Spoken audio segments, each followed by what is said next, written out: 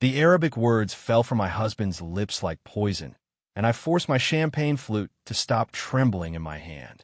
We were seated at an intimate table in the exclusive penthouse overlooking the city skyline, celebrating a colleague's wedding. Floor-to-ceiling windows framed the glittering lights below like diamonds scattered across black velvet. Everything around me looked breathtaking. White linen tablecloths, crystal stemware catching candlelight, the soft melody of the oud drifting through the room.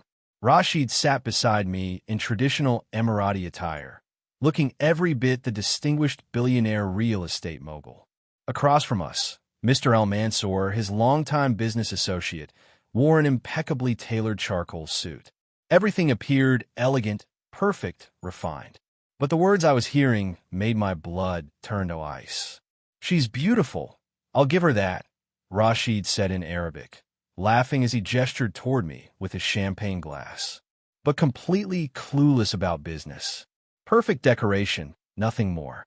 Mr. Al-Mansour's smile remained polite, though his eyes flickered with something I couldn't quite read. He was a man in his late 50s with silver at his temples and the careful demeanor of someone who'd built his fortune through discretion. His company was considering a major partnership with Rashid's development firm, and this wedding reception was supposed to strengthen their relationship. I kept my face pleasant and serene, taking a delicate sip of champagne. My heart hammered so violently I was certain they could hear it. But I didn't flinch, didn't react. Rashid had no idea I spoke Arabic. He'd never bothered to ask about my 2 years working in Abu Dhabi, never looked at my MBA from Wharton, never questioned why I'd chosen international finance as my specialty. To him, I was just the beautiful American woman he'd married 3 years ago, someone to look stunning in photographs at charity galas and make him appear settled and trustworthy to conservative Gulf investors. "And your plans after the Dubai waterfront deal closes?" Mr. Al-Mansour asked carefully in Arabic, his tone neutral. "You mentioned 6 months?" I forced myself to cut into my lamb slowly, mechanically, keeping my expression blank. Inside, every nerve in my body screamed. Rashid leaned back, supremely confident. "In 6 months, once the deal is finalized and the property begins generating revenue, I'll divorce Amara and marry Layla. She has the right family name, the right connections in the Gulf.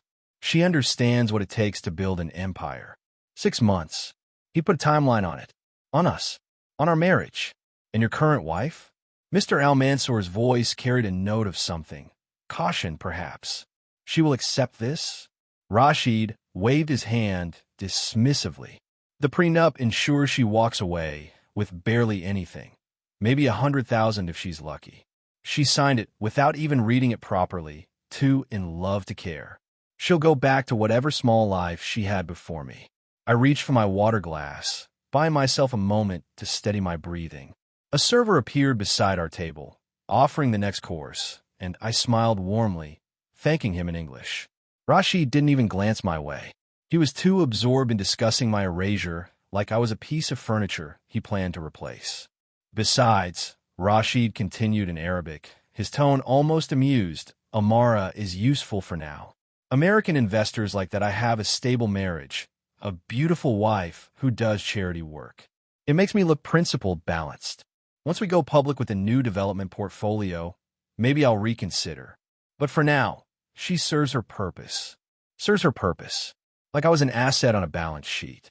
Mr. Al-Mansour's expression had shifted slightly. I caught the faintest flicker of distaste in his eyes, though his voice remained carefully neutral. "Your wife seems quite gracious," he said. Rashid shrugged. "She volunteers with some women's business nonprofit. Plays at being important. Honestly, I stopped paying attention to what she does years ago. The nonprofit where I volunteered wasn't some hobby. I'd helped secure over $2 million in funding for women-led startups across 3 continents. I sat on the board. Ide personally manturat 15 fundos. But Rashid had never attended a single event, never asked about a single project. He just handed me his credit card and told me to enjoy my little causes. I placed my fork down with deliberate care. My hands were steady now. The initial shock had burned through me, leaving something colder and sharper in its wake. Anger would come later, I knew. Right now, I felt strangely detached, as though I were watching this scene unfold from a great distance. The reception continued around us. Speeches, laughter, the clinking of glasses as guests toasted the bride and groom. Rashid and Mr. Al-Mansur shifted into discussions about profit margins and construction timelines, their Arabic flowing easily while I sat beside them, smiling when appropriate, nodding politely. Every few minutes, Rashid would make another comment about how bored I must be, how I was probably thinking about shopping or spa appointments. I let him believe it. I smiled. I sipped champagne. I played the role he'd assigned me flawlessly. Meanwhile, my mind worked at a speed I hadn't accessed in 3 years. 6 months. The Dubai deal. Layla, his 26-year-old business consultant, who always seemed to have urgent meetings with him at odd hours. I'd met her twice. She had that polished, hungry look of someone willing to do whatever it took to climb. I'd assumed she was just ambitious. I trusted my husband. How naive I'd been. Or had I? No. I pushed that thought away. I wasn't naive. I trusted the man I married. There was a difference. The prenuptial agreement. Rashid thought that document was his insurance policy. He'd insisted on it before our wedding, and I'd signed it in a haze of love and optimism, believing we'd be together forever. The agreement limited me to $100,000 in the event of divorce, with no claim to his business or properties. $100,000 after 3 years of marriage to a billionaire. After 3 years of hosting his investors, managing his households, standing beside him at every crucial negotiation dinner, putting my own career on hold. But Rashid had forgotten something. Or maybe he never truly understood it in the first place. That prenuptial agreement had a fraud clause, one my uncle had insisted on including. My uncle was a contract attorney, and he'd read every word of that document with a lawyer's paranoia.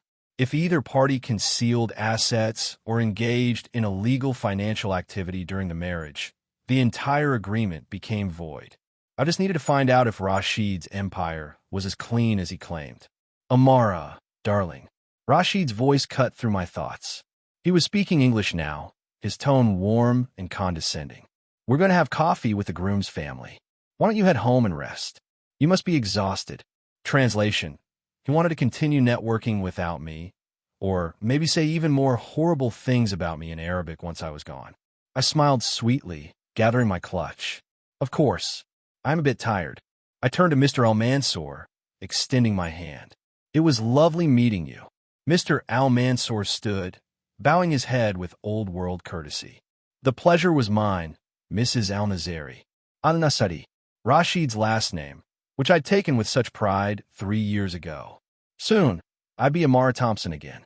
I walked out of the penthouse reception with my head high, my heels clicking against the marble floors. The valet brought our car around swiftly. I'd driven separately tonight because Rashid said he might be late. How convenient for him. As I slid into the driver's seat, my phone buzzed with a text from Rashid. Home soon, Habibti. I love you. I stared at those words. I love you. He just spent 90 minutes telling a business associate how worthless I was, how clueless, how disposable, planning my replacement like I was an expired lease. And now he was texting me endearments in Arabic. I didn't text back. Instead, I started the engine and drove through the illuminated city streets, my mind crystallizing with perfect, cold clarity.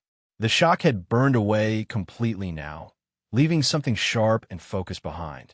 Rashid thought I was decoration. He thought I was helpless. He thought I had no options, no power, no intelligence. He thought I'd sign away my future without reading the fine print. He was about to learn how catastrophically wrong he was. I didn't drive toward our penthouse in the hills. Instead, I turned toward the modest apartment complex across town where Samira lived. Samira had been my closest friend since business school, back when we'd both been hungry, ambitious women determined to break ceilings and build something meaningful. She'd gone on to become a compliance officer at one of the city's top financial firms, while I'd married Rashid and let my career ambitions fade into the background. Or so everyone thought. Samira opened the door in lounge pants and an oversized NYU sweatshirt, her dark curls pulled into a messy bun. Amara? What's wrong? It's almost midnight. I stepped inside, and for the first time all evening, I let the composed mask slip from my face. "I need your help," I said quietly, "and I need to tell you something I've never told anyone. Before we continue, I need to know, have you ever discovered something that changed your entire life in a single moment? Drop a comment below telling me where you're watching from, and please subscribe. You won't want to miss what happens when an underestimated woman decides to fight back. Trust me, this story is just beginning." We sat in Samira's small living room, and I told her everything. About the wedding reception, about what Rashid had said in Arabic, every cruel, calculated word. About Layla, the 6-month timeline, his plan to discard me like outdated furniture. Samira's expression darkened with each sentence, her jaw tightening. "That absolute piece of trash," she finally said. "And he has no idea you speak Arabic?" "None," I replied. "I worked in Abu Dhabi for 2 years before we met. I am fluent." But Rashid never asked about my career before him. He just assumed I was some sort of pretty American girl with an expensive degree and nothing in her head. Samira grabbed a notepad, her compliance officer brain already shifting into strategic mode. "Okay, first things first, the prenup. Do you have a copy?" "In our safe at home. But I remember the terms. 100,000 on divorce, no claim to business assets, unless there's fraud or criminal financial activity. Then it's void." Samira's eyes lit up. "Your uncle put that in?" I nodded. "He insisted. Rashid's lawyers tried to remove it, but my uncle wouldn't let me sign without it." "Smart man," Samira said. "Now, do you have access to Rashid's files? His computer, his emails, anything?" I thought about the study at home. Rashid's laptop he left open constantly. The passwords he'd made me memorize years ago in case of emergency. He'd never changed them because he never imagined I'd use them for anything other than booking his travel or ordering his gifts. "Yes," I said, the word coming out strong and certain. "I have access to everything." Samira leaned forward. "Amara, listen to me carefully. If we do this, we do it perfectly. We need documentation. Financial records, communication trails, anything that proves fraud, infidelity, or illegal activity. Can you get that without him knowing?" "I can do it." "Good. Tomorrow, I'm connecting you with someone. Her name is Nadia Rahman.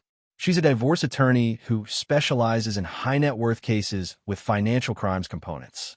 She's ruthless, discreet, and she doesn't lose." Samira tapped her pen against a notepad. "But tonight, we need to think about what else you have. Assets, investments, anything in your name." I leaned back against the couch cushions, my mind reaching back through 3 years of marriage. "Wait, my grandmother. What about her?" Before Rashid and I got married, maybe 3 months before, I inherited $150,000 from her estate. Rashid was just starting his first major development project, that luxury waterfront property in the Marina District. He needed capital quickly, and I paused, remembering how eager I'd been to support him, to be his partner. I invested the entire amount. He said it would be our future together. Samira's pen stopped moving. "Tell me he gave you documentation." "He did. We signed papers. He said it was symbolic, that we were building something together, but the attorneys made it official. I'm listed as an equity partner." 3 months before the wedding, Samira repeated slowly. "So before the prenup?" "Yes." Samira's expression shifted into something almost predatory. "Amara, do you know what that property is worth now?" I shook my head. The Marina District towers completed last year. They're luxury condominiums, some of the most expensive real estate in the city. If you're an equity partner on that deal. She grabbed her phone, fingers flying across the screen. Conservative estimate?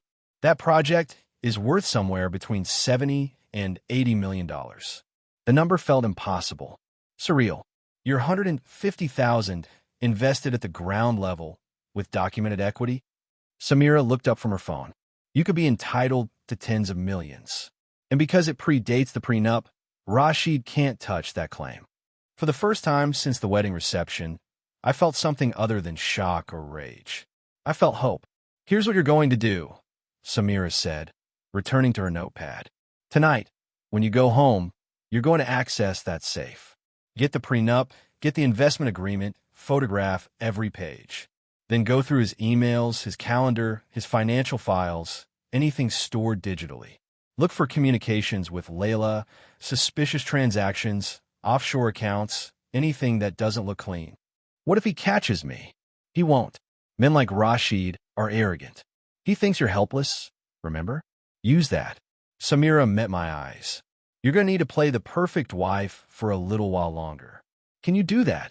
I thought about sitting across from Rashid at breakfast tomorrow, pouring his coffee, asking about his day, all while knowing exactly what he'd planned for me. I can do it, I said. We talked until nearly 2 in the morning, sketching out a strategy. Samira would reach out to Nadia Rahman first thing in the morning. I would gather evidence quietly, methodically, without raising suspicion. We'd build an airtight case before Rashid ever suspected I was anything other than the beautiful, naive woman he'd married. When I finally left Samira's apartment, exhaustion pulled at my bones, but my mind felt sharper than it had in years. The drive back to our penthouse took 20 minutes. The building rose above the city like a glass monument to Rashid's success. Our success, though he'd never acknowledged my contribution. I'd spent months working with interior designers, selecting every piece of furniture, every painting, every detail that made our home feel both luxurious and warm. Now it felt like a stranger's museum. Rashid's car wasn't in the garage yet. Good. That gave me time. I kicked off my heels in the foyer and headed straight for his study. The room smelled like leather and expensive cologne, quintessentially Rashid. His laptop sat on the desk, closed but not locked away. Arrogant, just like Samira said. I opened it. The password prompt appeared, and I typed in the numbers I'd memorized 3 years ago, his mother's birthday. The desktop loaded. My hand stayed steady as I opened his email. Years of messages stretched back, organized into folders. I started with the most recent, pulling out my phone to photograph anything relevant. There, an email to someone named K. Mansour, Rashid's business partner Kareem. The subject line read, Dubai waterfront financing. I opened it and started reading. Phrases jumped out at me. Adjusted occupancy projections offshore entity. Revised documentation for bank review. I photographed everything. I found his calendar next. Meeting after meeting marked LC, strategy session. LC, Layla Shamoun. The meetings happened during times he'd told me he was with contractors or city planners. Some were marked at hotels I recognized. My stomach twisted, but I kept photographing. In his cloud storage, I found folders labeled with project names. Inside the Dubai waterfront folder, term sheets, financial projections, contracts. I didn't have time to read everything, so I simply downloaded entire folders to a USB drive I'd grabbed from the desk drawer. Then I found a folder labeled KM Consulting. Inside were wire transfer records, large amounts moving between companies I didn't recognize and Rashid's developments. $100,000 payments labeled consulting fees to entities with generic names. Something about it felt wrong, too clean, too frequent. I photographed and downloaded everything. An hour passed, then another. I forwarded documents to an encrypted email account I created on my phone, cleared the browser history, and closed the laptop exactly as I found it. The safe was in our bedroom closet, hidden behind a panel of suits Rashid never wore.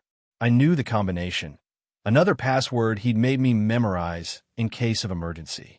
Inside, passports, cash, jewelry, and a thick folder of legal documents. I found the prenuptial agreement first, pulling it out carefully. 20 pages of dense legal language. I photographed every page, making sure the fraud clause on page 17 was clearly visible. I found the investment agreement next. My grandmother's $150,000, my name listed as equity partner on the Marina District project. I photographed that too. At the bottom of the document folder, I noticed something else, a manila envelope marked offshore holdings. Inside were statements from banks I didn't recognize, in countries I'd never heard Rashid mention. Account balances ran into millions. How much had he hidden from me? I photographed everything, then returned each document to its exact position. I was just closing the safe when I heard the garage door. Rashid was home. I moved quickly, silently, replacing the panel of suits and closing the closet door. I stripped off my dress, pulled on a silk nightgown, and slid into bed, turning off the bedside lamp just as I heard his footsteps on the stairs. My heart pounded, but I kept my breathing slow and even. The bedroom door opened quietly. Rashid moved through the darkness, probably trying not to wake me. I heard him undress, the rustle of fabric, the clink of his watch hitting the dresser. The bed shifted as he climbed in beside me. "Amara," he whispered softly. I didn't respond. I kept my breathing steady, deep, the picture of peaceful sleep. He sighed, contentment, maybe, or relief, and settled into his pillow. A moment later, his hand reached over, resting on my shoulder. "I love you," he murmured in English, his voice thick with champagne and exhaustion. I lay there in the darkness, his hand on my shoulder, his breath evening out into sleep. And silently, in Arabic, I repeated the words he'd said at the wedding. Perfect decoration, nothing more. Not anymore, Rashid. Not anymore. Nadia Rahman's office occupied the 42nd floor of a steel and glass tower downtown, with panoramic views that made the city look like a chessboard spread beneath us. She was a woman in her late 40s with sharp features, perfectly styled dark hair, and the kind of gaze that seemed to calculate 12 moves ahead. When she shook my hand, her grip was firm, assured. "Samira speaks very highly of you," Nadia said, gesturing for me to sit in one of the leather chairs across from her desk.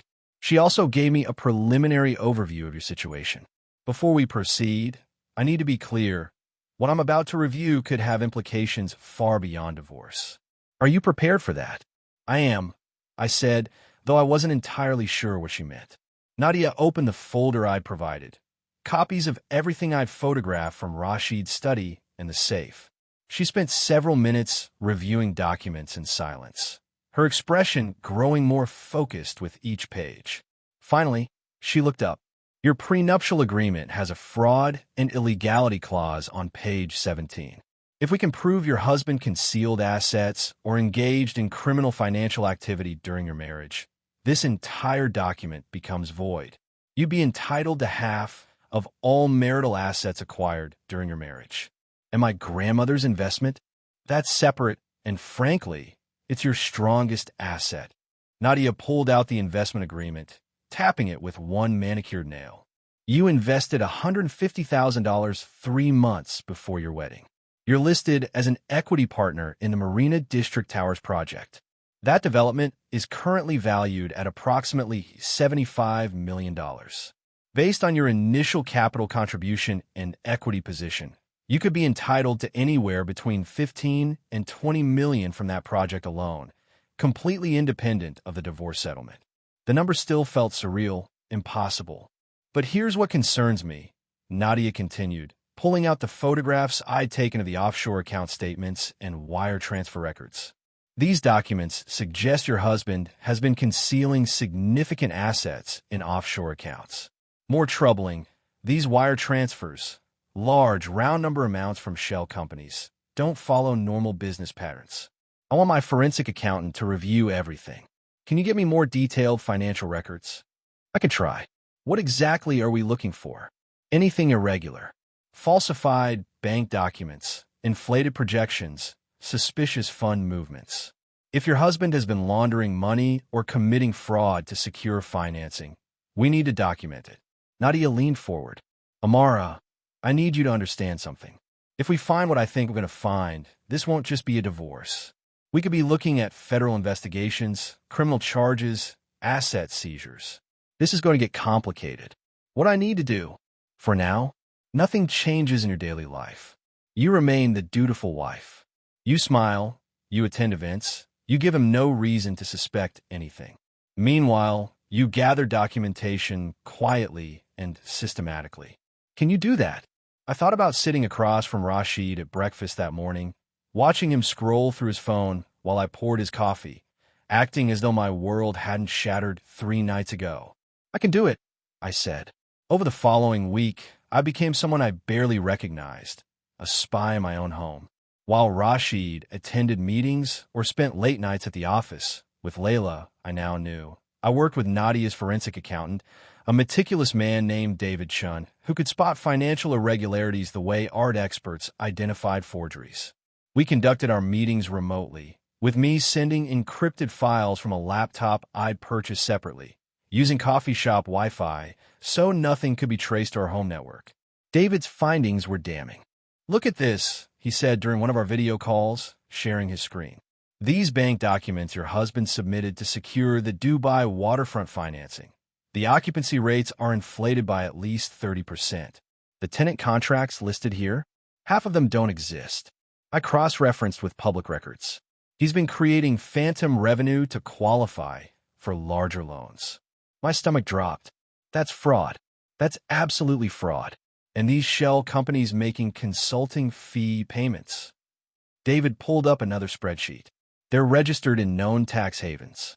The payment amounts are round numbers, 500,000, 1 million, always just under reporting thresholds. These aren't legitimate business expenses. This is money laundering. How can you be sure? Because I traced the origin points. These funds are coming from entities with ties to foreign officials flagged for corruption. Your husband's business partner, Kareem Mansour, controls most of these shell companies. They're using your husband's real estate developments to clean dirty money. I sat back in my chair, the weight of it settling over me. Does Rashid know? David's expression was grim.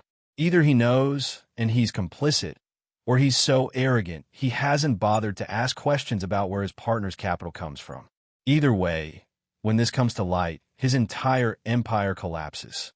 That night, I met with Nadia again in her office.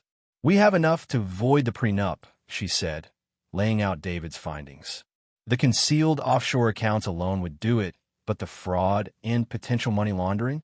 Amara, this is leverage. Serious leverage. What happens if we expose this?" Nadia folded her hands on her desk. "Federal investigators get involved. Assets get frozen during the investigation. Your husband faces criminal charges. Likely fraud, possibly money laundering if they can prove he knew about the source of Kareem's funds.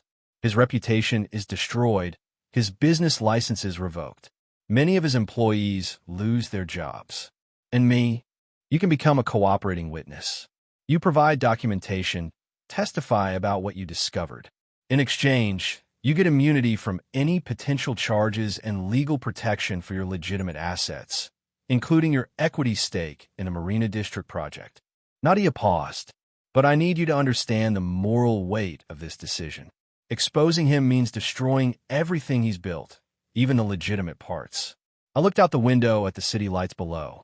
He was planning to divorce me in 6 months, leave me with almost nothing, and marry his mistress. He's been lying to me for years. Maybe to banks, investors, everyone. "I'm not saying don't do it," Nadia said quietly. "I'm saying be certain. Because once we start this, there's no going back." I met her eyes. "I'm certain." 2 weeks after the wedding, I received an unexpected message on my phone. A number I didn't recognize, but the name made my breath catch. Mr. Al-Mansour. "Mrs. Al-Nazari, I hope this message finds you well. I wonder if you might have time for coffee this week. There are some matters I'd like to discuss privately." I showed the message to Nadia, who advised caution but curiosity. "He witnessed your husband's character at that wedding. Maybe his conscience is bothering him." We met at a quiet cafe in a business district, far from anywhere Rashid or his associates might frequent. Mr. Al-Mansour arrived precisely on time, dressed in a charcoal suit, his expression grave. After we ordered coffee, he switched to Arabic. "I must apologize," he began, "for not speaking up at the wedding. What your husband said about you is dishonorable. I have daughters. If a man spoke that way about either of them, I would want someone to tell me." My throat tightened. "You don't need to apologize. Ido." He paused, choosing his words carefully. "I've been in business with Rashid for 2 years. In that time, I've had growing concerns about certain aspects of his operations. Numbers that don't quite reconcile, partnerships with individuals whose reputations are questionable. Like Kareem Mansour?" His eyebrows raised slightly. "You know about Kareem?" "I'm learning," I said carefully. Mr. Al-Mansour nodded slowly. "Your husband has also been quite open in recent investor meetings about his plans to replace you with Layla Shamout. He speaks of it as a strategic move, as though marriage is a business merger. His expression hardened. I find it distasteful. If you are considering your options, Mrs. Al-Nazari, and if you need testimony about his character or business practices, I will provide it. I felt something loosen in my chest, gratitude, relief, vindication. Thank you. That means more than you know. I believe in doing business with honorable people, he said. Your husband is not one of them. That night, after Rashid had fallen asleep beside me, another late night at the office, another lie, I lay awake thinking about the man I'd married. Had he ever wanted me as an equal? Or had I always been just another acquisition, something beautiful to display? I thought about the woman I'd been before Rashid. The woman who'd worked 80-hour weeks in Abu Dhabi, analyzing risk assessments and negotiating deals. The woman who dreamed of building something meaningful, something ethical. That woman was still here. She'd just been dormant. I started pulling out my old files from Abu Dhabi. Investment memos, market analyses, project proposals I'd never had time to develop. I began sketching ideas for a different kind of investment firm, one focused on transparency, anti-corruption due diligence, funding for women-led ventures in emerging markets. I volunteered more actively with the Women's Business Network, attending events, making connections, quietly laying groundwork for a future beyond Rashid. And late at night, while he slept beside me, I studied the evidence David had compiled, memorizing every detail, preparing for the moment when I would have to step forward and tell the truth. I watched Rashid sleeping, his face peaceful, untroubled, completely unaware that the decoration he dismissed so carelessly was about to dismantle everything he'd built on lies. The man I'd married had never existed. He'd been a fiction, a performance, and I was done playing my part in his story. There's a wedding next Saturday, Rashid announced over breakfast, scrolling through his phone without looking up. The Al-Saad family. Very important guests. Major investors from Riyadh and Jeddah. I need you there. I pour myself more coffee, keeping my voice light. Of course. What should I wear? Something elegant but understated. You know how conservative they can be. He finally glanced up, offering what passed for a smile. Just be charming and quiet. Your presence softens my image, makes me look stable, committed. These investors value family men. Decoration, I thought, remembering his words from 6 weeks ago. Nothing more. I'll make sure to look the part, I said sweetly. After he left for the office, I called Nadia. This is perfect, she said immediately. Saudi investors are notoriously risk-averse, and they value transparency. If they see Rashid misrepresenting his business, or worse, if they realize he's been hiding his wife's expertise, it plants doubt about what else he might be hiding. You want me to reveal I speak Arabic. I want you to remind everyone in that room exactly who you are. You have an MBA from Wharton. You worked in Abu Dhabi. You understand Islamic finance and regional markets better than most Western developers. Let them see the woman your husband has been hiding. My heart raced with something between fear and exhilaration. And if Rashid realizes I understood him at the first wedding, then let him realize it, Nadia said calmly. We have all the evidence we need. The prenup is void. Your equity claim is documented. The fraud and laundering are proven. At this point, we're not gathering evidence anymore, Amara. We're positioning you for maximum leverage. Show these investors who you really are, and watch your husband's credibility crumble. The wedding was held at an estate in the hills, with white column terraces overlooking vineyards and distant mountains.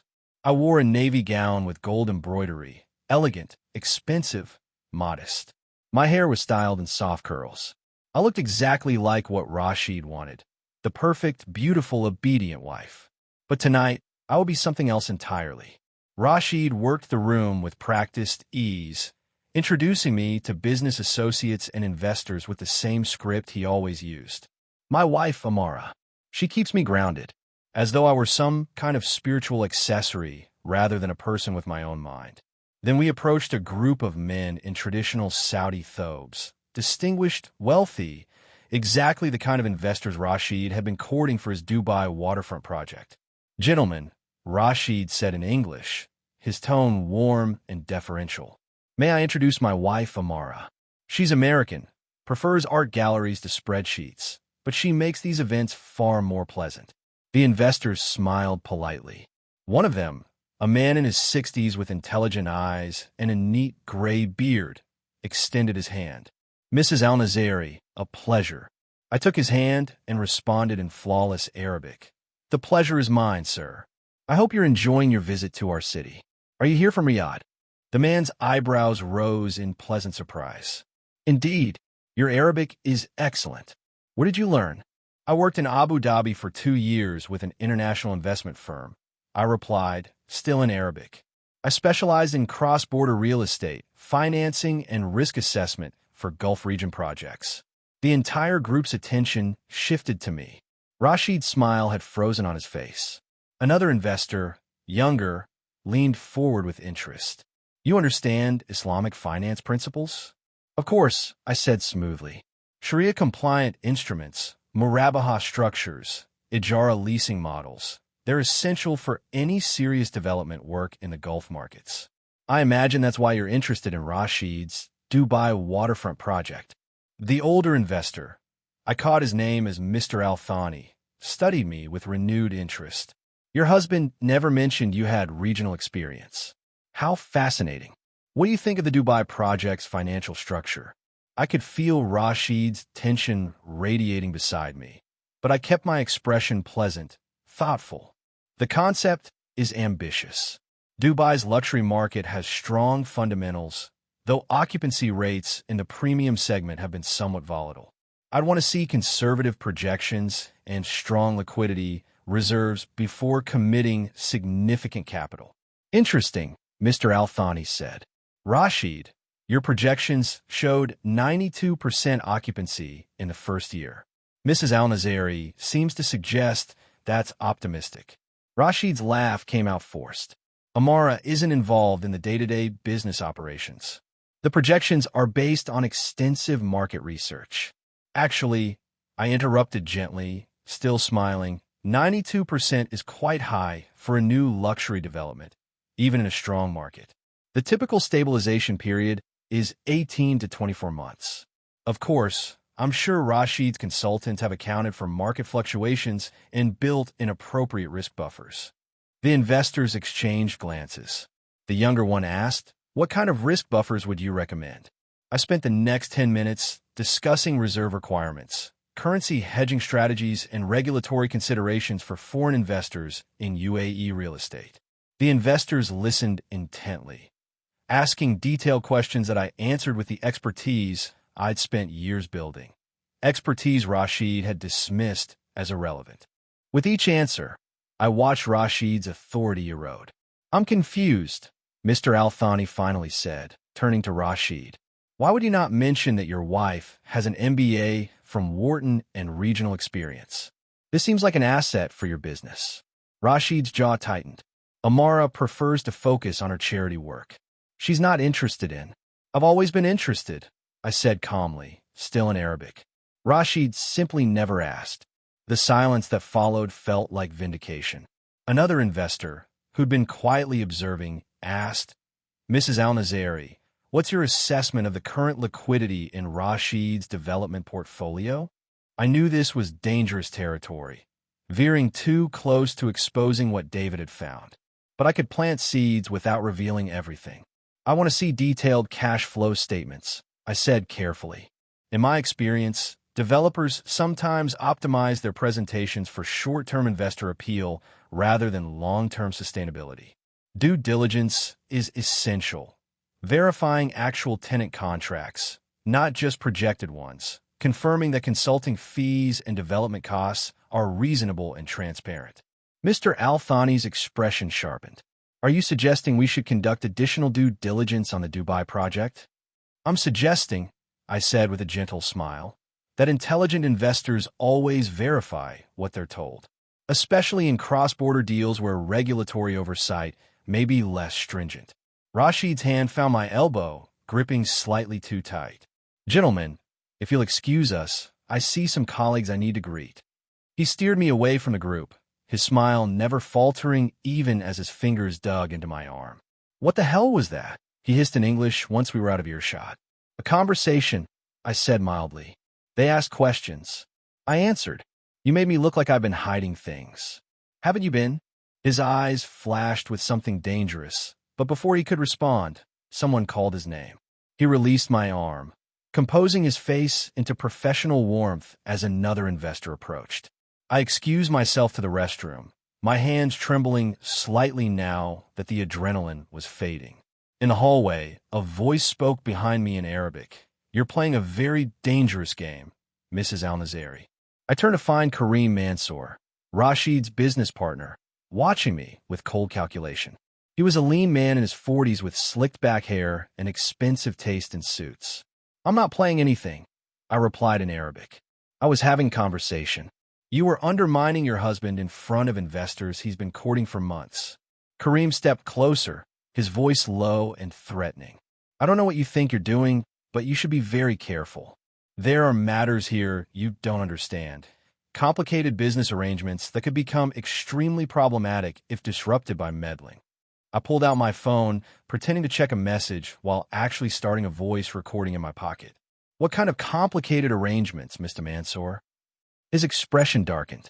The kind that make people very wealthy if they're discreet and very vulnerable if they're not. Rashid has been good to you. You should remember that before you start asking questions you shouldn't ask. Is that a threat? It's advice.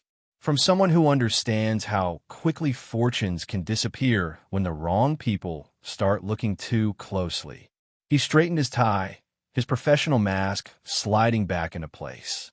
Enjoy the rest of your evening, Mrs. Al-Nazari. I'm sure Rashid is looking for you. He walked away, and I stopped the recording, my hands shaking now for an entirely different reason. Kareem had just confirmed everything David suspected, and I had it on tape. The car ride home was glacially silent. Rashid drove with both hands gripping the wheel, his jaw clenched, staring straight ahead. I sat in the passenger seat, watching the city lights blur past, waiting. You embarrass me tonight, he finally said, his voice tight with barely controlled anger. In front of the most important investors in the Middle East, you decided to play business expert. I answered their questions honestly. You've undermined my credibility. You made them doubt my projections, my expertise, my integrity. Maybe they should doubt those things, I said quietly. He turned to stare at me, the car swerving slightly. What did you just say? You heard me. You've been acting strange for weeks, ever since the Al-Hamadi wedding. And tonight, he shook his head, tonight you were practically flirting with those investors, showing off, making me look incompetent. I was being myself, I said, the self you never bothered to know. What's that supposed to mean? It means I speak Arabic, Rashid, fluently. I have for years.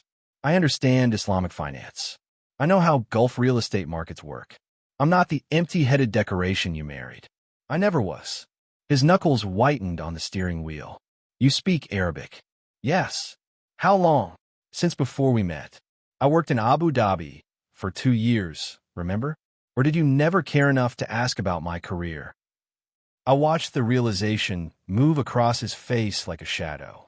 His mind was working backward, calculating what conversations I might have understood, what secrets I might have overheard. We pulled into our building's garage, and he killed the engine. The silence felt suffocating. What did you hear? He asked finally. Everything. We rode the elevator up to the penthouse in silence. When we entered our home, the door closing behind us with a soft click, Rashid finally turned to face me fully. Everything, he repeated. What does that mean, Amara? I set down my clutch and met his eyes. It means, I said softly, that we need to talk. Everything, he repeated. What does that mean, Amara? I set down my clutch and met his eyes. It means, I said softly, that we need to talk. Rashid's face shifted from confusion to anger in an instant. You want to talk? After humiliating me in front of the most important investors in the Middle East? After undermining 3 months of negotiations with your little performance tonight? My performance? I laughed, and it came out bitter. You want to talk about performances, Rashid? What's gotten into you? He stepped closer, his voice rising. For weeks you've been acting strange, secretive. Now tonight you're suddenly a business expert, speaking Arabic, making me look like a fool. You made yourself look like a fool. I interrupted. I just answered their questions honestly. You disrespected me. Like you disrespected me? My voice stayed calm, controlled, even as my heart raced. At the Al-Amadi wedding, when you sat across from Mr. Al-Mansour and told him, in Arabic, that I was beautiful but completely clueless about business. Perfect decoration, nothing more. Rashid went very still. The color drained from his face. That's right, I continued, switching to Arabic now, my pronunciation perfect.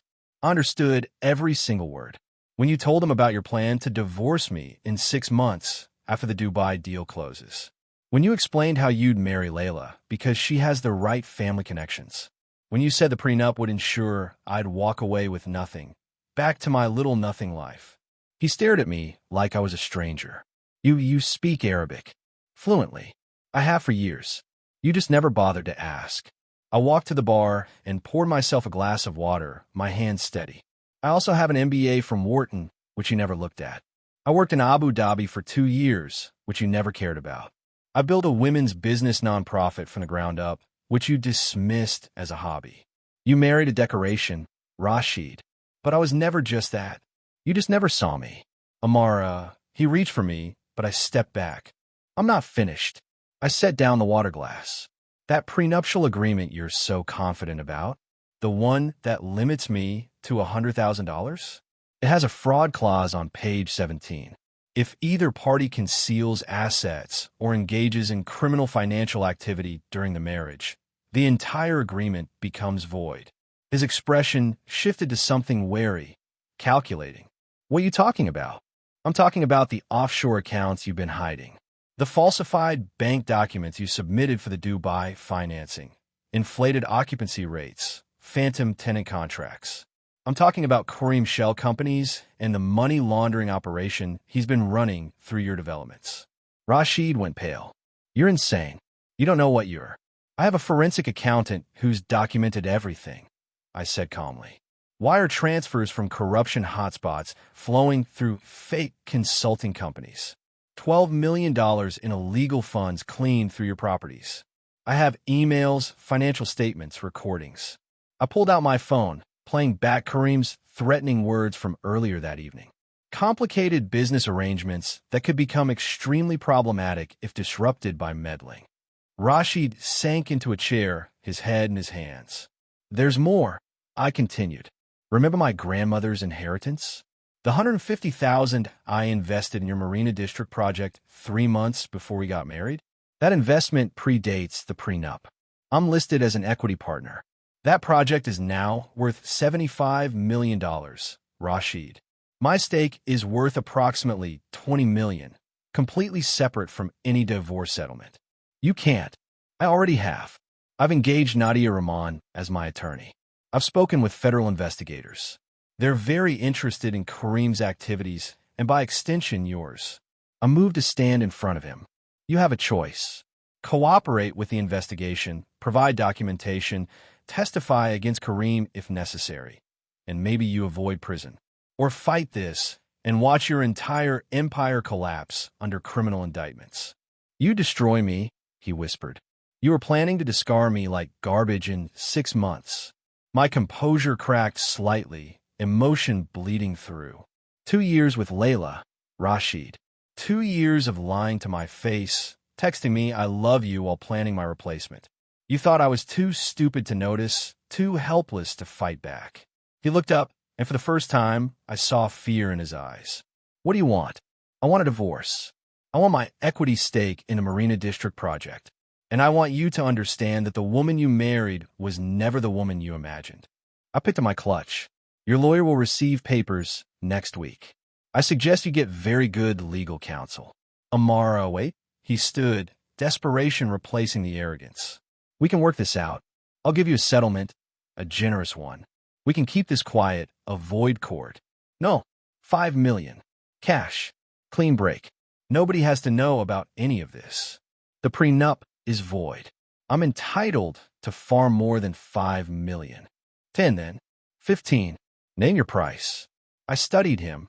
This man I loved, this man I trusted. You still don't understand. This isn't about money, Rashid. It's about the truth. About you facing consequences for once in your privileged life. You'll ruin innocent people. My employees, my investors.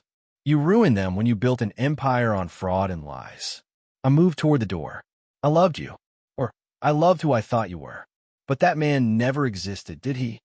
Amara, please. I'm staying at a hotel tonight. Don't contact me except through my attorney. I walked out of the penthouse and didn't look back.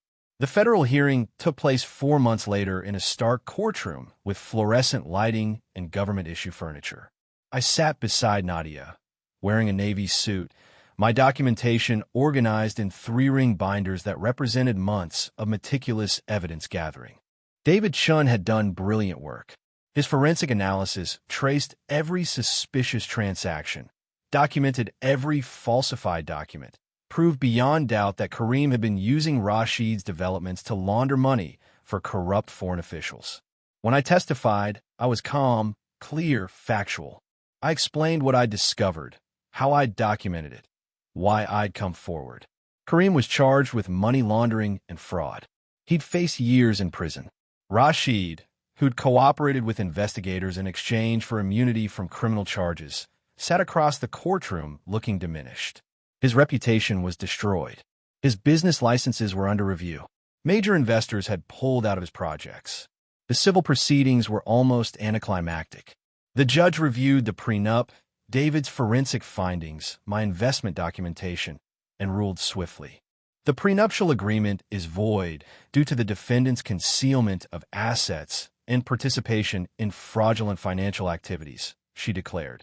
Mrs. Al-Nazari is entitled to her documented equity stake in the Marina District Towers project, valued at $20 million, plus 50% of legitimate marital assets acquired during the marriage, totaling an additional $18 million. $38 million. Not the full 75 I'd hoped for, but more than enough. More importantly, I had my freedom. 18 months later, I stood in a sleek conference space with floor-to-ceiling windows overlooking the city. The room was filled with investors, entrepreneurs, journalists, and partners, people who believed in the vision I'd spent a year building. Welcome to the official launch of Amara Capital, I said into the microphone, looking out at faces that reflected respect, interest, genuine partnership. I spoke in English first, then Arabic, then French, the languages of the markets where we'd be operating.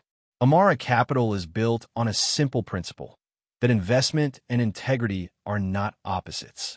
We specialize in transparency, anti-corruption due diligence, and funding women-led ventures in emerging markets. We believe that wealth built on lies inevitably collapses, but wealth built on trust compounds infinitely. I saw Mr. Al-Mansour in the third row, nodding approvingly.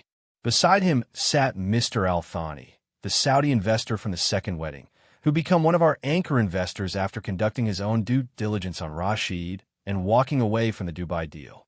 Samira beamed from the front row. Nadia sat beside her, professional as always, but with a hint of pride in her eyes. I know something about building on false foundations, I continued. I know what it feels like to be dismissed, underestimated, treated as decoration rather than a partner. But I also know that sometimes betrayal clears away illusions and reveals who we truly are, and who we can become. The applause was genuine, sustained.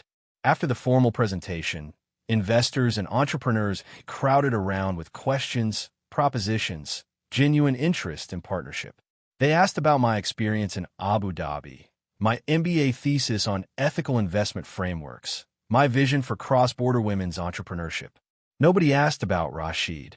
I'd heard, through the business grapevine, that he'd sold most of his remaining properties to cover legal fees and settlement obligations.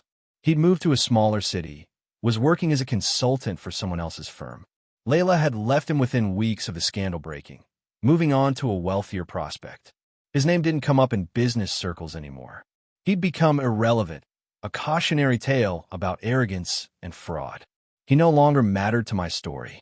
I stepped down from the podium at the Amara Capital launch event, moving into a crowd of investors, entrepreneurs, and partners who saw me not as decoration, but as the brilliant architect of a new kind of ethical empire. Mr. Al-Mansour raised his glass to me from across the room, a silent acknowledgement of the woman he'd always suspected I was. Rashid's name hadn't been mentioned once all evening. He no longer mattered. He was a footnote in someone else's success story now. She'd taken everything he tried to steal from her and built something better. If this story resonated with you, if you've ever been underestimated, dismissed, or told you weren't enough, please subscribe to this channel and drop a comment below sharing your favorite part of Amara's journey. Was it the moment she revealed she spoke Arabic? The courtroom victory? Or watching her build an empire from the ashes of his betrayal? I read every comment, and your support means everything. Until the next story, stay strong, stay strategic, and never let anyone make you feel invisible.